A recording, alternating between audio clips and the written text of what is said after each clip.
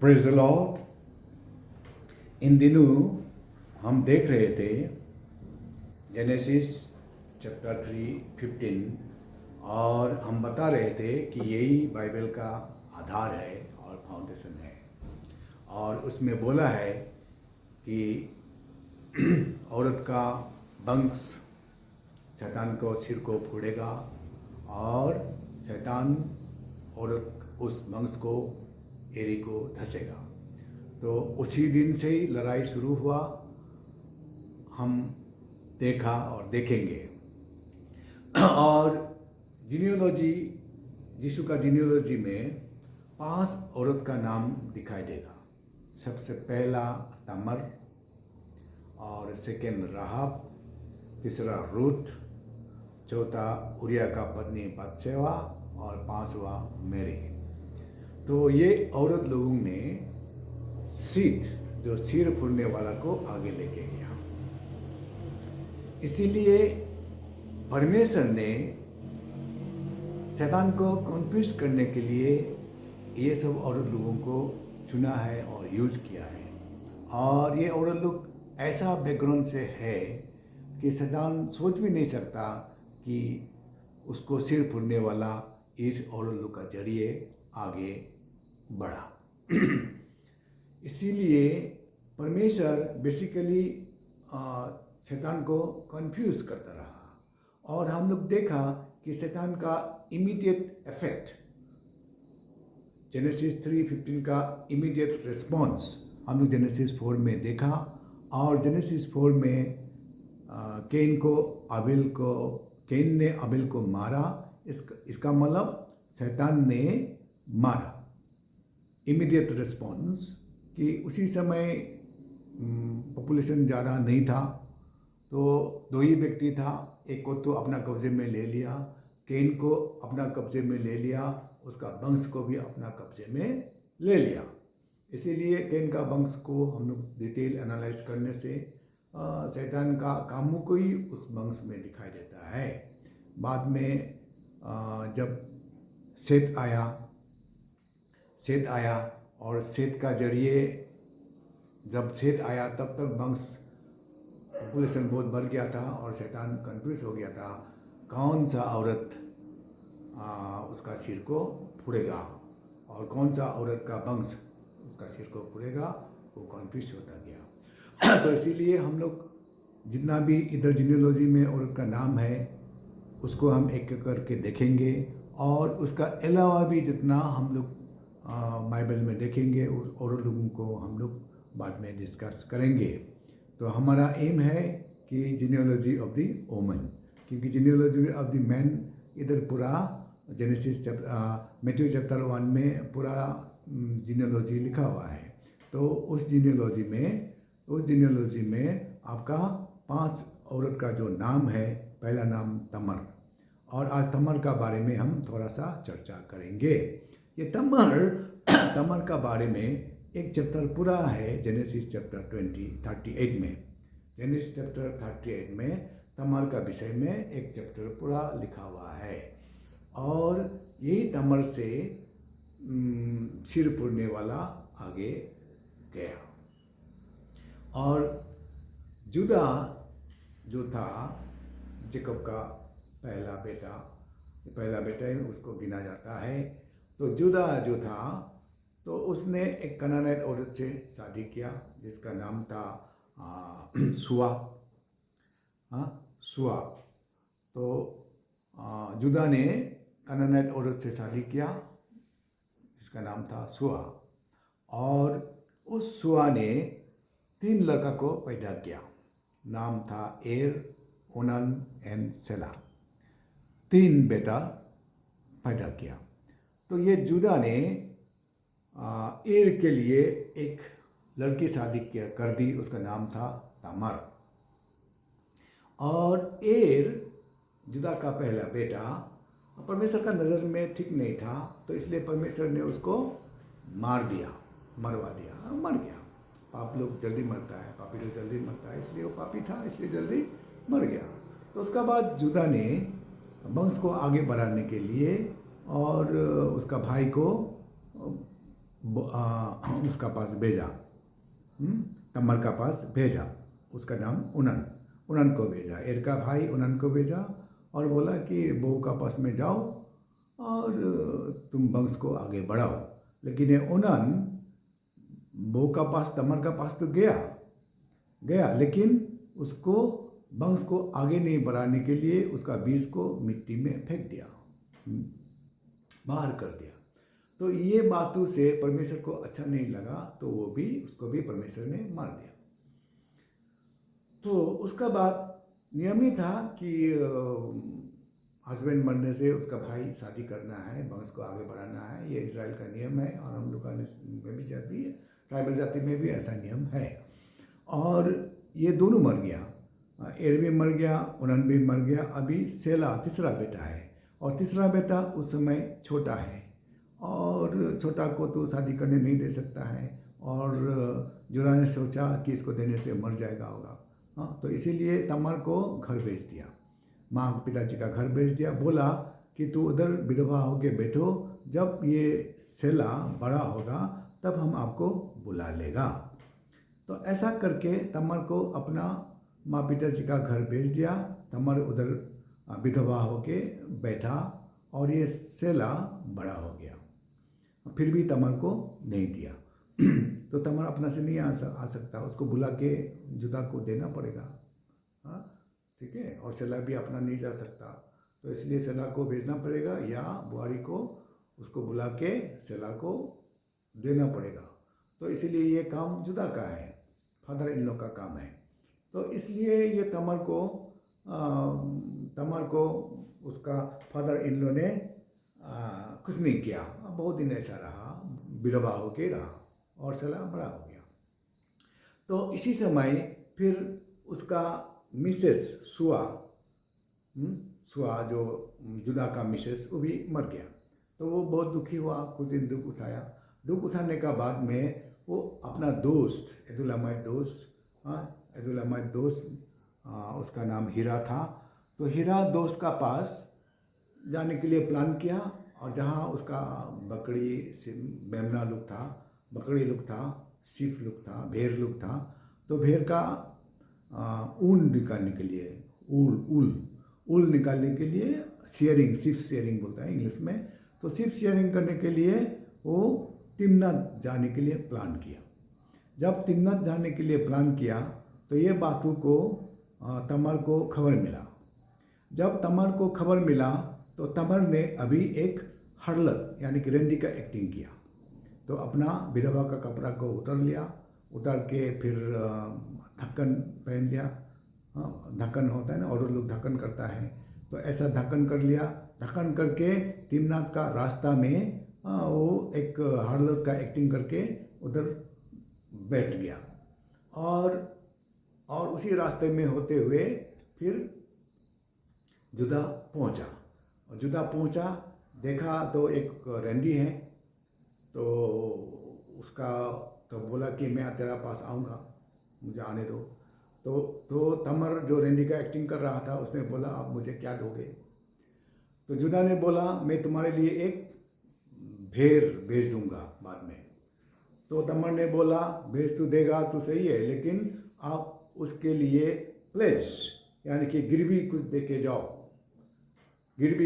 जाओ, आपका मेमना भेड़ हम तक भेजने का पहले भेजने तक। तो उसने पूछा, जुदा ने पूछा तो क्या गिरवी देगा? तो तम्मर ने बोला कि अंगूठी, बेल्ट और लाठी, ये तीनों को मुझे गिरवी दे दो। और जुदा ने वो तीनों को तम्मर का हाथों में गिरवी रख दिया और तम्मर का पास गया और जुदा चला गया। और तम्मर भी अपना ड्रेस को चेंज करके विधवा का ड्रेस पहन ली और ऐसा रह गया।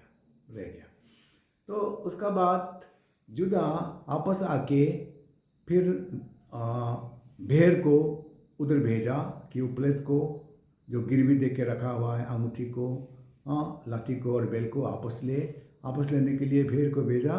तो उधर कोई रेंडी था ही नहीं। तो पूछताछ किया, कोई रेंडी उधर था ही नहीं। बोलता है उधर कोई रेंडी नहीं होता है। तो उन लोग ढूंढ के रंदी नहीं मिला तो वापस आ गया। तो जुदा चुप हो गया कि चलो मेरा मेरा भेड़ को तो नहीं दे पाया, तो उसको प्लेस को ही रखना सही, इज्जत तो बच गया। हाँ, उसने मेरा प्लेस को ही रख लिया। तो ऐसा करके वो चुपचाप हो गया। तो कुछ दिन बाद 3 महीना बाद में तो जुदा को पता चला, बताया कि ये तमर रेंदीबाजी करता है और रेंदीबाजी करके उसका पेट में बच्चा है। हाँ, बच्चा ऐसा बताया तो जुदा गुस्सा होके उसको बुलाने के लिए बोला, ताकि रेंदीबाजी का परिणाम मृत्यु है, दंड खाना है। तो दंड के लिए उसको बुलाया। तो तमर ने तब वो चीज़ को भेजा कि आप इसको आइडेंटिफाई करो, जो लाठी, जो अंगूठी और जो बेल्ट जिसका है उसी का मेरा पेट में बच्चा है।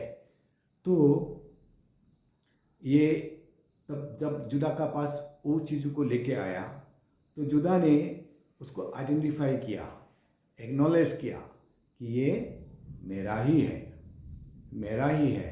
तो जुदा ने बोला कि मुझसे वो ज़्यादा धर्मी है, मुझसे वो ज़्यादा धर्मी निकला, क्योंकि मैंने उसका जो राइट था उसको नहीं दिया। उसका राइट सेला था। हाँ, सेला बड़ा हो गया, फिर भी मैंने उसको नहीं दिया। इसलिए जो उसने राइट किया तो और कुछ नहीं कर सकता बोल के उसको छोड़ दिया। और उसका बाद फिर उसको नहीं जाना। हाँ, उसका बाद में दोनों का मिलन नहीं हुआ। तो तमर रह गया ऐसे ही, पेट में बच्चा लेके रह गया और जुदा उसको फिर नहीं जाना। तो ऐसे ही रहा। तो जब टाइम चला गया, टाइम दिक्कत आया, तो इसका पेट में बच्चा का डिलीवरी का टाइम आ गया। जब डिलीवरी का टाइम आया तो 2 बच्चा हुआ। एक पहले हाथ निकाला, उसको पहला सोचा था, लेकिन वो फिर हाथ को अंदर निकाला तो फिर दूसरा निकाला। तो दूसरा निकलने वाला पेरेज है और दूसरा नाम है जारा। तो 2 बच्चा निकला, जुदा का जरिए, तमर का जरिए निकाला, इस पेरेज का जरिए। फिर मैथ्यू 1:3 में ये लिखा हुआ है, जीनियोलॉजी ऑफ जीसस में, मैथ्यू चैप्टर 1 में जीनियोलॉजी है और जीनियोलॉजी का 1:3 में लिखा है कि जुदा gave birth to Perez and Jara through तमर, ऐसा लिखा है ना, तमर। तो तमर का जरिए ये वंश आगे बढ़ा। तमर को परमेश्वर ने चुना और तमर अपना राइट के लिए फाइट करने वाला औरत है। और ये जो कहानी है इतना दिलचस्पी भी नहीं है। फिर ये तमर का जरिए परमेश्वर उसका वंश को, सिर फूटने वाला को आगे ले जाएगा। शैतान को मालूम करना मुश्किल था, तो इसीलिए शैतान इसी तरह कंफ्यूज हुआ और इधर उधर ही जेनेसिस में ही कंफ्यूज हो गया। जेनेसिस 38 चैप्टर हम पढ़ रहा है ना। उसका बाद में हम धीरे धीरे राहाब को देखेंगे, रूत को देखेंगे, उसका बाद बादशेवा को देखेंगे, उसका बाद मेरी में आएगा। तो ये 5 औरत जो है जीनियोलॉजी में नाम है। हाँ, तो इसी को हम एक एक करके देखने का बाद फिर बाकी जिसमें हम लोग बाइबल में नाम देखता है औरत को, तो उन लोग का औरत का साथ क्या बिहेवियर क्या उसको हम देखेंगे। इसीलिए शैतान चुपचाप रहा ऐसा भी नहीं है, लेकिन उसको धीरे परमेश्वर ने बहुत कन्फ्यूज किया। तो ये हम जीनियोलॉजी में औरत का रूल को देखने से हमको पता चलता है। इसीलिए परमेश्वर होता है, उसका वादा को वो पूरा करेगा, कोई भी उसको रोक नहीं सकता। इसलिए शैतान को सिर फूरेगा बोला हुआ बातों को समय पे सिर फूरेगा और परमेश्वर ने फूड़ा है, लेकिन फूरने तक ये बहुत लंबा जीनियोलॉजी है। बहुत लंबा जीनियोलॉजी है। इसीलिए ऐसे लंबा जीनियोलॉजी है और जीनियोलॉजी में परमेश्वर ने शैतान का बुद्धि को 0 बना दिया है। देखो अभी देखो तमर को चुना है, उसका बाद हम लोग कल राहाब को देखेंगे और परसों रूत को देखेंगे और बादशेवा को देखेंगे, मेरी को देखेंगे और समय होगा तो फिर दो दो करके एक साथ में देखेंगे। और राहब का बारे भी मैं आज बता देता हूँ, कल रूत बादशाह मेरी को बताएगा, तब तो मेरा पास अभी भी 5-10 मिनट समय है। तो मेरा इस वचन का आधार ये है कि जेनेसिस 3:15, और उसमें औरत का साथ शैतान क्या बर्ताव करते आया है उसी को लेके मेरा वचन आप लोग के सामने लेके आना बातचीत है। इसीलिए परमेश्वर हम सबको आशीष करे, परमेश्वर हम लोग को दुआ करे। ये तमर का कहानी हम लोग जाना, और राहब का बारे में चलो अभी समय है 5-10 मिनट, मैं तमर का बारे में, राहब का बारे में भी बता देता हूँ। राहब हम लोग जब इसमें देखने से उसमें जोशुआ चैप्टर 2 का 1 पढ़ने से, तो जोशुआ ने जेरिको सिटी जय करने के लिए 2 स्पाई भेजा। इसलिए कोई भी जहाँ में जाओ तो जीतने के लिए होने से उस देश को ढूंढना पड़ेगा, जानना पड़ेगा, नहीं तो कैसे लड़ेगा ना। लड़ाई के लिए होने से तो कैसे करेगा, लड़ने के लिए होने से आपको उधर जाके छानबीन करना पड़ेगा। तो जोशुआ का टाइम में, जोशुआ 2 का 1 का टाइम में, जोशुआ का चैप्टर 2 में दिखाई देता है, जोशुआ ने 2 स्पाई भेजा जेरिको में, और जेरिको बहुत बड़ा शहर था और बहुत बड़ा ये था, और उसका वाल बहुत बड़ा था, और उसमें फाटक था, और उस फाटक का अंदर बंद होने से कोई भी घुसने नहीं सकेगा, और खुलने से सब घुसेगा। और राजा बहुत स्ट्रांग था, जेरिको का वाल फेमस था। जेरिको वाल गिराना मुश्किल था, और प्रोटेक्शन था, सुपर प्रोटेक्शन था जेरिको। और जेरिको सिटी में एक राहब नाम का बेस्या था, बेस्या हार्लॉट बेस्या था। तो वो जोशुआ का चैप्टर 2 में है। तो ये 2 जो स्पाई भेजा, वो 2 स्पाई ने कहाँ जाएगा, दूसरा देश में जा रहा है, कहाँ जाएगा? सबसे अच्छा जगह तो बेस्या का घर ही होगा। आदमी लोग सोचेगा बेस्याबाजी करने घुस रहा है। लेकिन आया कहाँ से? फिर इजराइल से आया ना, उसमें से गिलगाल से आया, जो माने इजराइल लोग है। ये लोग कहाँ से आया? मिस्र से आया। तो ये लोग को तो पहचानना तो आसानी है। तो ये 2 स्पाई जब आया हार्लर का उधर जब आया, तब जेरिको को राजा को पता चला कि 2 इजराइल लोग आया है उसका देश को छानबीन करने के लिए। तो आया है तो उसका बेस्या का घर में घुसा है, ये भी पता चला। तब तो ये बेस्या का घर में आदमी भेजा, तो उसको पकड़ने के लिए, ले जाने के लिए। लेकिन इस बेस्या ने क्या किया? उसको छुपा दिया, छत का ऊपर खेर का अंदर छुपा दिया, और छुपा के झूठ बोला कि ये दोनों चला गया, अभी रास्ता में होगा, अब जल्दी जाने से मिलेगा।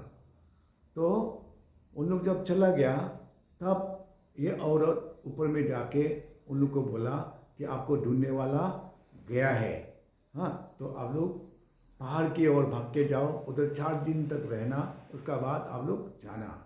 और देखो मैंने आप लोगों को जैसा बर्ताव किया, तो आप लोग भी मेरा साथ ऐसा ही बर्ताव करना बोल के एग्रीमेंट हुआ। तो इस औरत का घर, राहब का घर, वो जेरिको वाल का बगल में था। तो इसने वाल से रस्सी से स्कारलेट कलर रस्सी, यानी लाल कलर का रस्सी से बांध के नीचे गिरा दिया, और वो दोनों को बचाया। तो उसी समय में एग्रीमेंट हुआ कि आप लोग जब इसको हम देश को जय करने के लिए आएगा तो हमको बचाना, मैंने आपको जैसे बर्ताव किया आप भी हमारे साथ बर्ताव करना बोल के एग्रीमेंट किया। तो ये 2 स्पाई ने बोला कि ये स्कारलेट जो रस्सी जिससे हम लोग को नीचे उतारा, उससे तू दर्जा में बांध के रखना, और तेरा सारा परिवार को घर का अंदर रखना, बाहर नहीं रखना, तब हम लोग आपको बचाएगा, नहीं तो नहीं। तो उसने पूरा जेरिको का बारे में पूरा बता दिया, आदमी लोग कैसे डर रहा है, और कैसे तूने लाल समुद्र पार किया, यहोवा ने लाल समुद्र पार कराया, तुम लोग का साथ तुम लोग ने क्या बर्ताव किया, एमोराइट का राजा और उनको साथ में कैसे बर्ताव किया, कैसे जीता। तो सब सुन के जेरिको का आदमी का मन टूट गया बोल के ये बेस्या ने पूरा बता दिया। तो अंत में ये बेस्या को बचाया और ये बेस्या का नाम जीनियोलॉजी में है। तो इज़राइल का सलमन ने उसको शादी किया। सलमन ने उसको शादी किया और सलमन से फिर बूज निकाला। तो कल फिर बूज का साथ रूत आएगा, तो उससे रूत से कल बातें करेंगे। तो हम देखा कि जीनियोलॉजी में तो परमेश्वर ने रेंदी को भी चुना, वो फिर इज़राइल लोग नहीं है। हाँ, जेरिको का औरत है, वो भी अच्छा औरत नहीं है, रेंदी औरत है। तो देखो ये औरत को फिर परमेश्वर ने क्यों चुना? तमार को तो चुना, उसका राइट था, तो फाइट किया इसलिए उसको चुन लिया। तो ये राहाब को परमेश्वर ने क्यों चुन लिया? उसका वंशावली में उसका नाम ऐड कर दिया। क्यों बोलने से पता चलेगा कि राहाब परमेश्वर का लोगों का साथ देने वाला थी। इसीलिए परमेश्वर का लोगों का साथ देने से आप परमेश्वर का साथ देता है। तो इसीलिए हमको इस जमाने में परमेश्वर का लोगों का साथ देना जरूरी है और परमेश्वर का लोगों को बचाना जरूरी है और परमेश्वर का बातों को सुन के भय मानना जरूरी है। जब हम नम्र होंगे उस राहाब का जैसा, जब परमेश्वर का लोगों को हम विश्वास करेंगे, प्रोटेक्शन करेंगे, बचाएंगे और उसका साथ देंगे और परमेश्वर का लोगों का जो परमेश्वर जीवित परमेश्वर उसको मानेगा, तो परमेश्वर उस पर दया करता है। इसीलिए ये राहाब बेश्या को प्रति दया किया और ये राहाब बेश्या को परमेश्वर ने चुना अपना वंश को आगे ले जाने के लिए। जीनियोलॉजी में राहाब का नाम है। इसीलिए ये जेनेसिस का बाद ना एक्सोडस आने का बाद में 5 किताब का बाद में जोशुआ का किताब आता है। जोशुआ का टाइम का बात कर रहा है अभी। जोशुआ का टाइम में राहाब को चुना। ठीक है। तो बीच बीच में और क्या किसको जो ये आया, जो नाम इधर में जीनियोलॉजी में लिखा नहीं है, उसको हम बाद में देखेंगे। तो इसीलिए क्या होता है, परमेश्वर ने शैतान को कन्फ्यूज करने के लिए ये चुन रहा है ना। इसीलिए प्रैक्टिकली ये आदमी की लड़ाई है, शैतान का साथ परमेश्वर का लड़ाई है। परमेश्वर का बुद्धि और शैतान का बुद्धूपन। परमेश्वर कैसे बुद्धिमानों को बुद्धू बना सकता है, ये इसका निशानी है। God is a God, he can make everyone fool. Wisdom of man is nothing before the wisdom of God. God is a God. The God has fooled Satan 100%. 100% उसी से शुरू से ही फूलिंग करते जब माथा फूलने का टाइम हुआ तो पूरा कंफ्यूज हो गया, पूरा फूल हो गया। तो ये फूलिंग का प्रोसेस चला है। इसलिए ओमेन को पीछा तो करता है शैतान, लेकिन वो पिन पॉइंट करने नहीं सका कि किसका अंदर वो सीध है, किसका अंदर सीध है। और परमेश्वर ने सीध को कैसे चुना, इधर से उधर से उधर से। कोई स्पेसिफिक इजराइल लोग को सब समय चुना तो नहीं है ना। कनानाइट औरत को चुना। तो वो थोड़ा कनानाइट औरत था जुदा का सुआ। ठीक है। तो इसीलिए ये फिर जेरिको का औरत है राहाब। तो इसीलिए परमेश्वर सब समय इजराइल का लड़की को छोड़ के अन्य जाति को चुना। तो इसका मतलब क्या है, परमेश्वर सब जाति को प्यार करता है। जो उसको मानता है, भाई मानता है, सबको वो प्यार करता है। God is for all Mankind, everyone. तो इससे जीनियोलॉजी से पता चलता है कि God loves everyone, God is for all, his salvation is for all, he used all Mankind, he choose all Mankind, he involve every character of people in his genealogy. इसीलिए हम लोग और देखेंगे। और प्रभु आप बने रहिए मेरा साथ, और मैं आपका साथ में कल और भी बाकी औरत रूत, बतशेबा और मेरी का बारे में थोड़ा बता के फिर औरत का बारे में ही बात करेगा, क्योंकि मैंने औरत का जीनियोलॉजी को ही बोलने के लिए आपका सामने वादा किया है। तो इसलिए औरत का बारे में ही ज़्यादा बातें करेगा जो बाइबल में लिखा हुआ है। इसीलिए परमेश्वर हम सबको आशीष करे, हमको भी समय दे, ज्ञान बुद्धि दे, आपको वचन बता सकूं, और आप लोगों को भी प्रभु बहुत बड़ा आशीष करे जो मेरा साथ जुड़ा हुआ है इस यूट्यूब में, और जो सब्सक्राइब किया उन लोग को धन्यवाद देता हूं। तो भी बने रहिए, प्रभु का ज्ञान पाइए और मेरे लिए भी प्रार्थना कीजिए ताकि मैं भी प्रभु का ज्ञान से भरपूर होते हुए आप लोग का सामने में वचन लेके आ सकूं। प्रभु आप सबको आशीष करे।